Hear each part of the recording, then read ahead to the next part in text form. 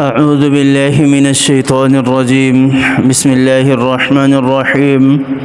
وإلهكم إله واحد لا إله إلا هو الرحمن الرحيم. إن في خلق السماوات والأرض واختلاف الليل والنهار والفلك التي تجري في البحر بما ينفع الناس وما أنزل الله من السماء من ماء فأحيا به الأرض بعد موتها وبث فيها من كل دابة وتصريف الرياح والسحاب المسخر بين السماء والأرض لآيات لقوم يعقلون. صدق الله العظيم.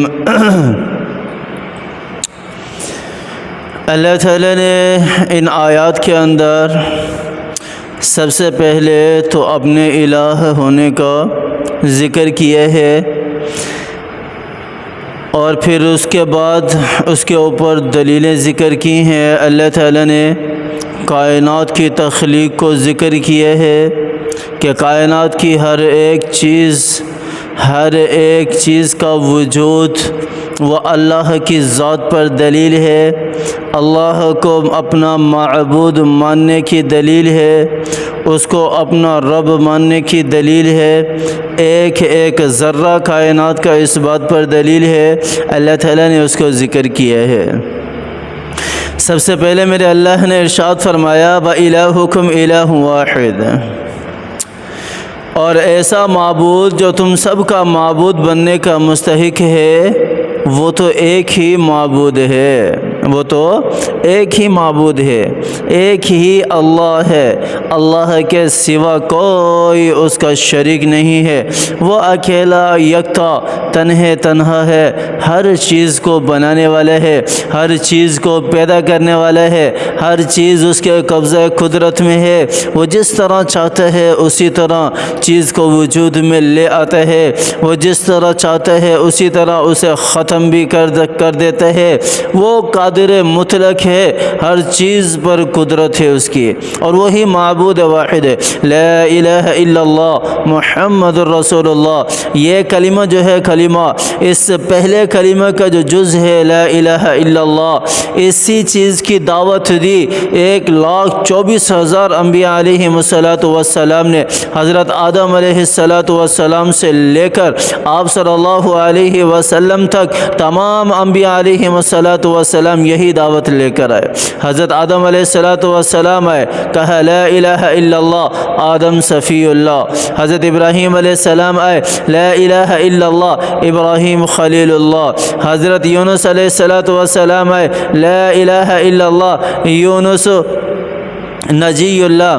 حضرت نوح علیہ السلام آئے، لا الہ الا اللہ، نوح روح اللہ. حضرت عیسیٰ علیہ السلام کے بارے میں لا الہ الا اللہ، عیسیٰ روح اللہ. حضرت موسیٰ علیہ السلام کے بارے میں لا الہ الا اللہ، موسیٰ کلیم اللہ. حضرت اسماعیل علیہ السلام کے بارے میں لا الہ الا اللہ، اسماعیل ذبیح اللہ. اور آخر میں آپ صلی اللہ علیہ وسلم جیسی ہستی آئی اور آ کر اس نے بھی یہی دعوت دی کہ لا الہ الا اللہ کہہ لو، ایک اللہ کو ماننے والے بن جاؤ، ایک اللہ کو اپنا معبود بنا لو، ایک اللہ کو اپنا رب بنا لو. دنیا بھی تمہاری ہے، آخرت بھی تمہاری ہے. دنیا میں بھی اللہ کی ذات تمہیں تنہا نہیں چھوڑے گی اور آخرت میں بھی اللہ کی ذات تمہیں تنہا نہیں چھوڑے گی. لا الہ الا اللہ کا مطلب ہے کہ دنیا جہاں کے جتنے بھی تصرفات ہیں ان سارے کے سارے تصرفات کو ایک اللہ کے ساتھ ملانا. یوں نہیں کہنا کہ مشرکین مکہ کی طرح کہ فلاں بت جو ہے وہ ہمیں بیٹے دیتا ہے، فلاں بت جو ہے وہ ہمارے لیے بارشیں لے کر آتا ہے، فلاں بت جو ہے وہ ہمارے لیے رزق کا بندوبست کرتا ہے، فلاں بت جو ہے وہ ہمارے فلاں کام آتا ہے اور فلاں بت ہمارے فلاں کام آتا ہے. اللہ کو تو وہ بھی مانتے تھے، وہ بھی کہتے تھے وَلَئِن سَأَلْتَهُم مَّنْ خَلَقَ السَّمَاوَاتِ وَالْأَرْضَ لَيَقُولُنَّ اللَّهُ. اللہ نے قرآن میں ذکر کیے ہے کہ اے محمد عربی صلی اللہ علیہ وسلم، اگر آپ ان سے پوچھیں گے کہ آسمان اور زمین کو پیدا کرنے والی ذات کس کی ہے تو یہ کہیں گے کہ اللہ کی ہے. پھر یہ 363 بت نعوذ باللہ کہتے تھے کہ یہ اللہ کے معاون ہیں، یہ اللہ کے قریبی ہیں، یہ اللہ سے ہمیں دلانے والے ہیں۔ جیسا کہ آج کل ہمارا بھی یہ عقیدہ بن گیا، بنتا چلا جا رہا ہے، بہت سارے ہمارے مسلمان راہ راست سے بھٹکے ہوئے ہیں، غلط راستے پر چل رہے ہیں۔ تو اللہ تعالیٰ نے یہاں کیا ارشاد فرمایا؟ وَإِلَٰهُكُمْ إِلَٰهٌ وَاحِدٌ لَا إِلَٰهَ إِلَّا هُوَ الرَّحْمَٰنُ الرَّحِيمُ۔ اللہ تعالیٰ ارشاد فرما رہے ہیں کہ تمہارا اور ہمارا سب کا خدا جو تم سب کا معبود بننے کا مستحق ہے وہ ایک اللہ ہے، لا الہ الا هو الرحمن الرحیم، اس کے سوا کوئی عبادت کے لائق نہیں ہے، وہی رحمان ہے، وہی رحیم ہے، وہی تمہیں اپنی رحمت کے آغوش میں لینے والے ہے، وہی تمہارے اوپر رحمتوں کی بارشیں برسانے والے ہے، رحمان بھی ہے، رحیم بھی ہے، اللہ کے سوا کوئی بھی نہیں ہے۔ رسول اللہ صلی اللہ علیہ وسلم فرماتے ہیں کہ اس میں اعظم ان دونوں آیتوں میں ہے، ایک یہ آیت اور دوسری آیت ہے الف لام میم اللہ لا الہ الا هو الحی القیوم، ابو داؤد کی روایت ہے۔ اس کے بعد اللہ تعالیٰ نے اپنی توحید کے اوپر، اپنے یکتا ہونے کے اوپر، تنہا ہونے کے اوپر پھر آگے دلیلیں ذکر کی ہیں۔ میں نے کہا کہ یا تو یہ آیت ہے، آپ صلی اللہ علیہ وسلم کا فرمان ہے کہ وَإِلَٰهُكُمْ إِلَٰهٌ وَاحِدٌ لَا إِلَٰهَ إِلَّا هُوَ الرَّحْمَٰنُ الرَّحِيمُ، یہ لفظ جو ہے رحمان اور رحیم یہ اسم اعظم ہے، یا پھر جو دوسری آیت ہے جس طرح ابو داؤد میں فرمایا کہ الف لام میم اللہ لا الہ الا هو الحی القیوم، یہ اسم اعظم ہے۔ ان دونوں آیتوں کے اندر اللہ تعالیٰ کا نام اسم اعظم ذکر کیا گیا ہے۔ اب اس کے بعد اللہ تعالیٰ نے اپنی توحید کے اوپر دلائل دیے ہیں، ان فی خلق السماوات والارض واختلاف اللیل والنہار والفلک التي تجری فی البحر بما ينفع الناس، ساری کی ساری نشانیاں ذکر کرنے کے بعد آخر میں اللہ تعالیٰ نے ارشاد فرمایا لآیات لقوم یعقلون، اس کے اندر نشانیاں ہیں، عبرت ہے، نشانیاں ہیں، آیتیں ہیں، یہ نشانیاں ہیں، معجزات ہیں، کیسے لوگوں کے لیے، ایسی قوم کے لیے جو عقل رکھنے والی ہے۔ کس چیز کے اندر؟ آسمان کو پیدا کرنے میں، زمین کو پیدا کرنے میں۔ اور دیکھو تو صحیح ذرا آسمان کی طرف کس طرح میرے اللہ نے آسمان کو بلندیوں پر روکا ہوا ہے، آج تک گرا بھی نہیں، ہلا بھی نہیں، ایک جگہ سے دوسری جگہ تک نہیں گیا۔ کس طرح میرے اللہ نے زمین کو بچھایا ہوا ہے، میرے رب نے کس طرح زمین کی تخلیق کی، ہر چیز اسی زمین سے وجود میں آتی ہے اور پھر دوبارہ اسی زمین کے اندر چلی جاتی ہے۔ یہ زمین کا حصہ کس طرح زمین کے اندر سے اللہ تعالیٰ ہر چیز کو وجود دیتے ہیں۔ انسان بھی زمین سے، مٹی سے بنا ہوا ہے اور انسان بھی مرنے کے بعد مٹی ہی ہو جاتا ہے، وہی خاک بن جاتا ہے، مٹی دھول بن جاتا ہے۔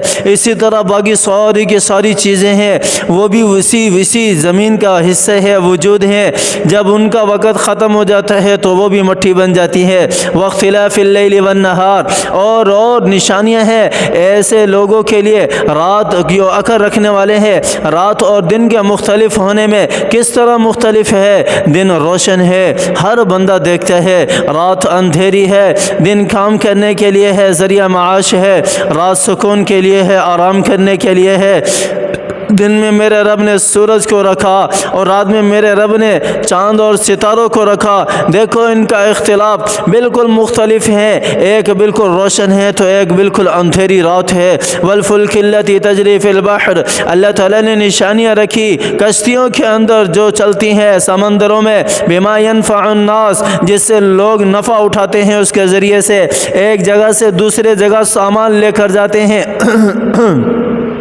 ساری کی ساری منفعت اس کے ذریعے سے بہت زیادہ لوگ نفع اٹھاتے ہیں۔ وما انزل اللہ من السماء من ماء، پھر اللہ تعالیٰ نے نشانی رکھی، اللہ تعالیٰ جو آسمان سے پانی برساتے ہیں بارش کے ذریعے سے بنجر زمینوں کے اوپر، جہاں کبھی پانی بھی نہیں پہنچتا، وہاں اللہ کی ذات آسمان سے بارش برساتی ہے۔ پھر یا فرمایا فَأَحْيَا بِهِ الْأَرْضَ بَعْدَ مَوْتِهَا، اس بنجر زمین کو اللہ تعالیٰ اس بارش کے ذریعے سے زندہ کرتے ہیں، وہ زراعت دینے لگ جاتی ہے وہ زمین۔ وَبَثَّ فِيهَا مِنْ كُلِّ دَابَّةٍ، اور پھر اللہ تعالیٰ نے زمین کے اوپر ہر قسم کے چوپائے بھیجے۔ وَتَصْرِيفِ الرِّيَاحِ، اور اسی طرح ہواؤں کا چلنا، کس طرح اللہ تعالیٰ ہوائیں چلاتے ہیں، اس کے اندر نشانیاں ہے۔ کبھی ٹھنڈی ہوا چلتی ہے، سردی آ جاتی ہے، ہوا تو وہی ہے، اس طرف کی چلنا شروع ہو جائے سردی لگنے لگ جاتی ہے، اس طرف کی چلنا شروع ہو جائے گرمی لگنے لگ جاتی ہے، رک جائے تو بھی گرمی لگنے لگ جاتی ہے، حبس ہو جاتی ہے، ہلکی چلتی ہے، تیز چلتی ہے، آندھی کی صورت میں چلتی ہے۔ کیسی نشانیاں ہیں اللہ تعالیٰ کی ان ہواؤں کے اندر۔